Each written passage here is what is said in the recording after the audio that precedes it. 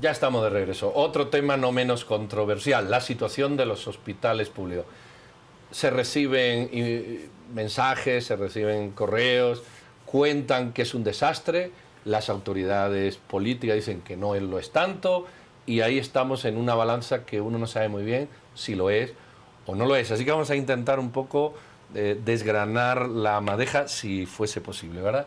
Aquí tenemos a dos invitados, Zulma Calderón, que es jefa de supervisión hospitalaria de la Procuraduría de Derechos Humanos. Zulma, buenas noches. Y don Jorge Pinot, supervisor de hospitales del Ministerio de Salud Pública y Asistencia Social. Buenas noches. Yo quiero que se tomen un minuto, no más, para hacer su diagnóstico.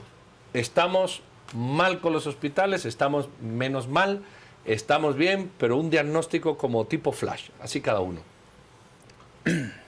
Bueno, yo les diría que encontramos un sistema hospitalario que estaba en crisis el año pasado y actualmente hemos ido estabilizando este sistema hospitalario a un punto en el cual tenemos la capacidad de la prestación de los servicios básicos de salud en la línea de los 44 hospitales en los cuales nosotros tenemos acción.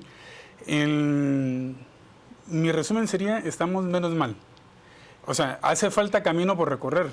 Pero este camino por recorrer, lo que se está haciendo ahorita es cimentando las bases para que tengamos un buen sistema de poder monitorear y darle el seguimiento a cada una de las ejecuciones de los hospitales en la ejecución de su presupuesto. Zulma. Sí, la institución del Procurador de Derechos Humanos ha visitado a 36 de los 44 hospitales en los monitoreos que hemos realizado, donde nos hemos podido percatar de que la crisis hospitalaria continúa vigente. Esto debido al tema del desfinanciamiento que venimos arrastrando desde el año 2014, lo que nos ha provocado desabastecimiento de medicamentos, de insumos, de reactivos, de déficit en el tema del personal, del recurso humano, ¿verdad? Además de la sobresaturación con la que ya vienen funcionando los hospitales desde hace mucho tiempo, tomando en cuenta de que la población guatemalteca ha aumentado en número, sin embargo la red hospitalaria casi continúa siendo la misma. Señor Pinot, hoy veíamos el análisis que daba la institución del Procurador de los Derechos Humanos y salía el presidente diciendo, tranquilos, ya hemos desembolsado 500 millones de quetzales por parte del Ministerio de Finanzas para poder pagar las deudas que se tienen. ¿Por qué cuesta tanto? ¿Por qué cuesta tanto creerle al presidente? ¿Por qué cuesta tanto creerle a la institución del Ministerio de Salud Pública de que algo se está haciendo bien? ¿Por qué el ciudadano sigue teniendo esa percepción de que llegar a la Red Nacional de Hospitales es prácticamente una condena? Bueno, de hecho en esta línea le diría yo que nosotros recibimos y apreciamos el informe de los derechos humanos, de la Procuraduría de los Derechos Humanos. Conocemos la mayoría de los datos que ellos en ese informe nos están dando. De hecho, la línea es que nosotros discrepamos con esa línea de la información que se está dando. Entonces, en una medida en la cual nosotros estamos desinformando a la población, esto va a seguir generando el descontento de la misma población hacia el sistema hospitalario del país. Un ejemplo es, el día de hoy, la Procuraduría de los Derechos Humanos mencionaba que estábamos sin algodón, sin alcohol, sin gasas dentro del Hospital San Juan de Dios. Me permito decirle que amanecimos con 635 libras de algodón, amanecimos con 25 piezas de gas. ¿Qué nos falta? No me diga qué hay, dígame qué nos falta. No, porque se habla de más de 130 medicamentos que no hay. Si nos siguen desinformando, ¿perdón? Se habla de que son más de 130 medicamentos que en el Hospital San Juan de Dios no había, que había una falta de medicamentos, de algunos muy específicos, otros bastante generales. ¿Es real este desabastecimiento? ¿Y por qué lo siente el ciudadano? Nosotros tenemos un abastecimiento actualmente del 83% de medicamentos en la red hospitalaria y 78% de médico quirúrgico en la red hospitalaria. Tenemos insumos que nos hace falta para llegar al 100%. Pero actualmente de estos insumos, ninguno de ellos pertenece a una línea de los insumos críticos o básicos para que la red hospitalaria pueda continuar o seguir trabajando. Sin embargo, yo leí hace poco un oficio del director que suspendía las operaciones en un día, y no ha sido la única vez. Suspender las operaciones significa que hay un problema que no surge de momento, sino que se ha podido evitar y no se ha venido. ¿Ustedes han apreciado ese tipo de cuestiones? Sí, nosotros pues en primer lugar agradecemos mucho que el Ministerio de Salud discrepe con nosotros en los datos, ¿verdad?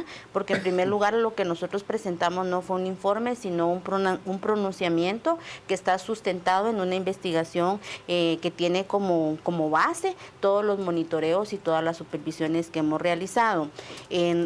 No es la primera vez que el hospital está sin algodón, sin gasas, sin alcohol. Nosotros lo tenemos documentado desde septiembre del año pasado. Tal como lo mencionábamos, ha sido una situación bien difícil la que se ha enfrentado. Fuimos testigos de honor hace un par de meses cuando el hospital enfrentaba una situación similar en donde se le entregaron un fardo de 25 paquetes de gasa que para el Hospital San Juan de Dios no significa más que un par de horas de atención. El colapso del hospital ha sido en todas las áreas, no solo en el tema del material médico quirúrgico. Tenemos documentado un serio problema en el área de rayos X, el área de la lavandería, que también ha sido un área donde recurrentemente se han enfrentado problemas, y más que evidenciar y señalar la problemática que, como usted bien decía, ya se conoce muy bien y que no es necesario mucha investigación para documentar lo que estamos haciendo, porque basta hacer un par de visitas al hospital y tomar impresiones de los usuarios del mismo para poder concluir que el hospital, lamentablemente siendo un pilar tan importante para la red hospitalaria del país, sigue enfrentando problemas serios. Esto significa que junto con el Roosevelt siguen siendo los hospitales que más referencias tienen hoy por día, y que esa es la gran preocupación de la institución del Procurador de Derechos Humanos, de querer aportar para poder sumarnos al esfuerzo y poder rescatar y poder hacer que los guatemaltecos tengan una mejor calidad de atención. Señor Pinot, a ver, usted nos dice que todavía hay un espacio para poder mejorar. ¿En qué se debe mejorar de manera específica? ¿Cuál es ese camino que se debe recorrer?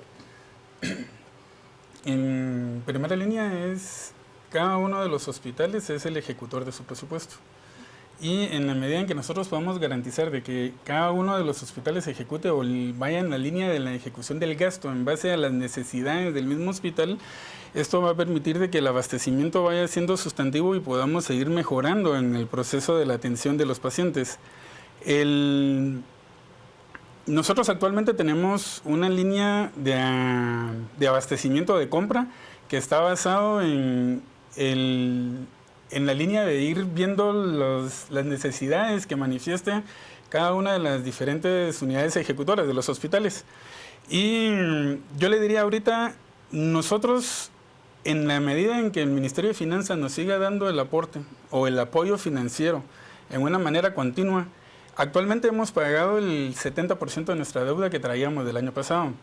O sea, hemos ido mejorando la línea de sustento, de suministro a cada una de las unidades, y esto nos ha permitido poder desenvolvernos y poder llevar a cabo los diferentes procesos dentro de las unidades o de los hospitales.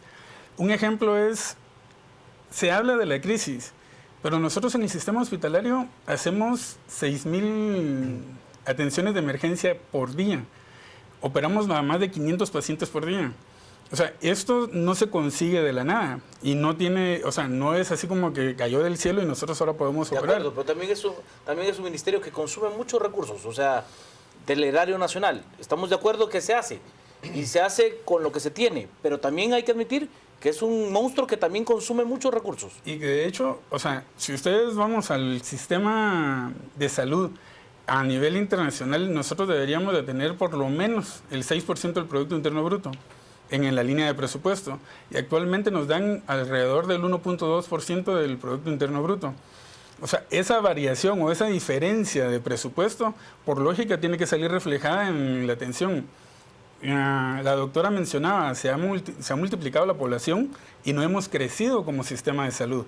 Pero esto es un problema y un mal que viene de 30 años para acá y que en cuestión de días no se va a poder corregir. ¿Cuánto personal tiene el Ministerio de Salud liberado por sindicatos? O sea, gente que cobra y no trabaja. Digamos lo más claro imposible. Dentro de todo el Ministerio de Salud nosotros somos 46,000 empleados. De estos 46,000 empleados, actualmente hay 5 sindicatos que están vigentes y activos dentro del sistema de salud. Y nosotros ahorita tenemos alrededor de 1,000 a 1,500 empleados que pertenecen a la línea del sindicato y que están en servicio al sindicato y que no... ¿Usted es consciente que eso es un hospital? Es decir, 1,100 personas es otro hospital. Es prácticamente un hospital, lo que conforma el volumen de personas. Tenemos 1,100 parásitos que pagamos los ciudadanos, que cobran y que no trabajan. O no trabajan para el servidor, o sea, para el que le da el dinero. ¿Por qué somos tan permisivos con sindicatos, personas que no trabajan, familias de sindicalistas que están ahí, robo de productos que se hacen consentidos? ¿Por qué siempre pedimos más dinero y no enfrentamos problemas que, bueno, que son vox populi? Usted dice 1,100 parásitos que pagamos lo de eso. ¿Por qué no se entra, por qué se evaden esos temas? ¿Qué recomendaciones tiene el Procurador de los Derechos Humanos para avanzar en esta línea que nos habla el señor Pinot? Sí, desde el 30 de abril nosotros presentamos una propuesta donde evidenciamos la urgencia de reestructurar el Sistema Nacional de Salud. Esto que estamos hablando aquí, lo que menciona el doctor Pinot, lo que bien mencionaba usted, es un problema estructural. Es un problema en donde ya el sistema de salud del país no da más, ya no puede funcionar igual, ni en el área del Ministerio de Salud, ni en el tema del ICS, porque hoy por hoy a mucha gente se nos olvida que el Ministerio de Salud también es el rector del ICS, ¿verdad? Y es algo que debe de mencionarse, que debe de recordarse y que es importante que se tome en cuenta. Necesitamos un sistema de salud que sea incluyente, que esté basado o fundamentado en el derecho humano a la salud, que hoy por hoy sigue siendo violado y muy vulnerado, probablemente uno de los derechos más violados en Guatemala. Doctor, usted dice vamos en camino. Eso es lo que se dice en todos los gobiernos. ¿En qué va a terminar este gobierno? ¿Qué punto de partida? Ustedes dijeron, agarramos un sistema de salud mal y lo hemos puesto en la medida que se puede a andar. ¿Qué entrega van a hacer ustedes del sistema de salud al próximo gobierno para que dentro de 6 meses, cuando venga aquí el próximo ministro, le digamos, mire, le dejaron esto? ¿Qué ha hecho usted a partir de ahí? ¿Hasta dónde tienen previsto llegar? Bueno, dentro de la línea tenemos una institución en la cual tiene un programa de extensión de cobertura que se ha institucionalizado con un sistema propio de telemedicina. Esto es innovador dentro del sistema de salud actual en el que nosotros nos encontramos. Dejar una línea de hospitales funcionando, irles mejorando el sistema de abastecimiento y dentro de la línea el pago de la deuda del año pasado para no dejar una deuda significativa hacia el año venidero. Nosotros cerramos el año pasado con una deuda de 640 millones de quetzales. Sobre un presupuesto de 5,600 millones de quetzales viene a ser un golpe bastante significativo al presupuesto que arranca en el año nuevo. La línea actual es... hoy el señor presidente mencionaba de que se estaba dando un desembolso de 500 millones para el Ministerio de Salud. De esos 500 millones entre pagos de sueldos y todo lo demás, a nosotros nos quedan 115 millones disponibles para el pago de suministros, pago de proveedores para garantizar el suministro. Sonia dice, tienen personal que no le pagan desde enero. No. O sea, si hay algo que Sonia, cambió... Le vamos a contestar a Sonia que sí, no. Hay algo que cambió en este año, fue el pago del personal. Hicimos contratos... Los contratos se hicieron desde noviembre y diciembre y nosotros arrancamos. Es cierto que tenemos un pequeño grupo de empleados que porque no han completado su papelería, pero es el mismo empleado el que no ha completado. Esto ha generado un pequeño grupo de empleados que no se les ha completado el pago. Doctor, ¿cómo se prioriza a quién pagarle? En la línea de proveedores. Si yo soy un proveedor y yo presenté todos mis papeles, presenté mi factura, presenté que he dado el medicamento, el suministro. ¿Por qué priorizan a unos y a otros? ¿Cómo se prioriza esto? En base a los insumos o productos que se me despacha. por parte del proveedor y la necesidad Es una o la teoría de urgencia. colas. Y la necesidad de urgencia que yo tenga de ese producto y la vitalidad de ese mismo producto. Le voy a poner un ejemplo. Oxígeno. Oxígeno, yo no puedo decir no al oxígeno en un mes. Porque el decir no al oxígeno me pone en crisis los 44 hospitales y las 29 áreas de salud. Actualmente solo tenemos un proveedor de oxígeno. Entonces, nosotros A él sí le consumimos... pago. Nosotros... O sea, a él sí le pago. Estoy de acuerdo. O sea,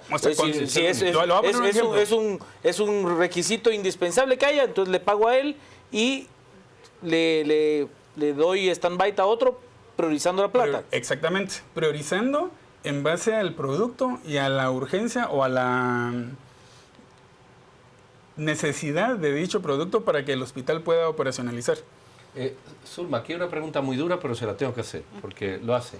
Zulma Calderón es esposa de un asesor del partido de Líder y por eso presenta los temas con conflicto de intereses.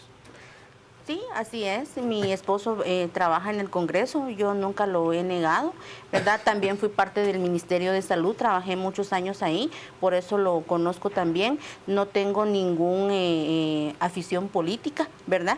Como esposa de una persona que trabaja en el Congreso, pues apoyo lo que mi esposo hace, no tengo nada que ocultar. Agradezco la pregunta, sé de dónde viene, sé que parte del staff alto del Ministerio de Salud estuvo reunido esta tarde buscando cómo atacarme, ¿verdad? Estuve recibiendo muchos mensajes en mi teléfono sobre el tema y eso me emociona mucho porque significa que algo estoy haciendo bien, ¿verdad? Recordando que hoy estoy sentada aquí porque soy la voz de los pacientes, soy la voz de aquellas gentes que han estado 2 meses acostadas en el Hospital San Juan de Dios esperando por una cirugía porque el Estado de Guatemala no ha podido resolver, no le ha podido pagar a la empresa que le da mantenimiento a los aparatos para que funcionen así, porque mis colegas médicos del Hospital San Juan de Dios están llevando su equipo para poder operar a la gente, porque conozco gente que está haciendo donaciones, vendiendo calendarios para poder comprar sus quimioterapias. Por todo eso estoy sentada aquí.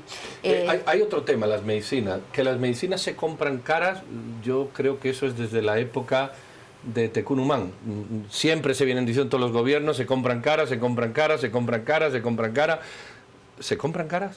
Mira, pues, de hecho, el proceso inflacionario ha ido afectando al sistema y eso no descarta el sistema de salud. Nosotros actualmente, dentro de la actual administración, se hizo o se va a renovar los diferentes contratos abiertos que tenemos nosotros ahorita de medicamentos.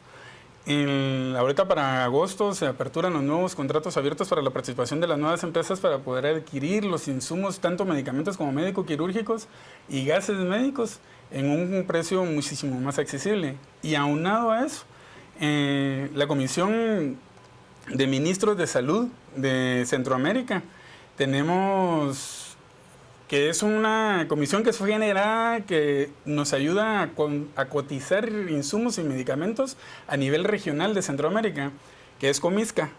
Y dentro de esta línea de Comisca nosotros actualmente iniciamos la compra de insumos a través de Comisca, lo cual nos permite tener un costo hasta de un ahorro de un 40% en los insumos. Las vacunas, un ejemplo tan tangible.